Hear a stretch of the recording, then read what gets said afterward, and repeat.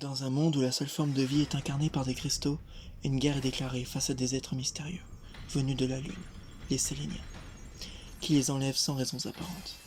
La valeur guerrière des gemmes tire à leur résistance à leur dureté. Or, c'est ce dont Phosphophyllite est dépourvu. Avec sa fragilité, il tente de prendre part au conflit, face auquel il n'est pas de taille.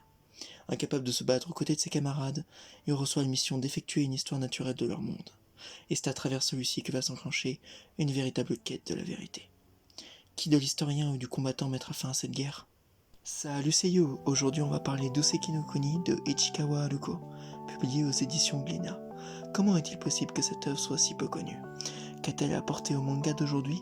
Nous allons voir pourquoi il faut découvrir Oseki no Kuni en 3 points. En premier lieu, l'univers. Ce qui est intéressant de constater dans Hashinka, c'est qu'on a un mélange de forts moments d'action et d'autres de contemplation. Regardez, voici quelques exemples de magnifiques décors présents dans l'anime et le manga. Il y a une minutie dans le traitement des éléments, notamment pour le détail apporté ne serait-ce que sur les champs d'herbe ou encore la banquise. Et le manga n'est pas en reste.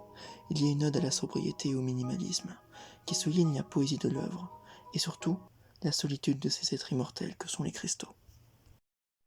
Deuxièmement, les personnages. Dans Oseki no Kuni, les personnages sont sociétalement classés par leur dureté et leur résistance. Mais un personnage va chambouler toute cette hiérarchie, et c'est notre protagoniste, Phosphophyllite. Phosphophyllite est un personnage complexe et fascinant. La conception et la compréhension de l'univers s'effectuent à travers le prisme de sa vision. C'est un personnage qui va évoluer et se métamorphoser drastiquement face aux obstacles et aux épreuves qu'il va affronter. La principale motivation de Phos à agir est sa rencontre avec Cinabre. C'est une gemme particulière qui se définit notamment par son emprisonnante solitude, et liée à sa capacité de libérer une sorte de poison pour ses adversaires, mais aussi malheureusement pour ses camarades. Et enfin, les OST.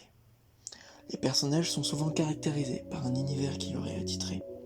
Au-delà de posséder des lieux symboliques, comme la grotte de Cinabre, ils sont également accompagnés d'un environnement musical particulier. Parmi les divers OST de la série, celui des Séléniens offre une tension dramatique intense. Le battement des tambours rappelle les tambours traditionnels, Suzumi, que portent certains Séléniens sur leurs épaules.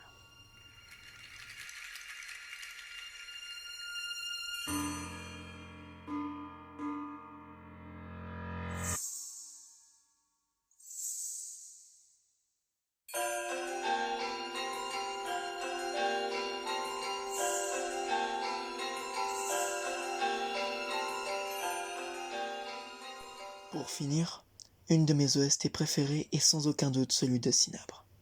La douceur et la mélancolie qui s'en dégagent est fascinante. Je vous laisse là-dessus.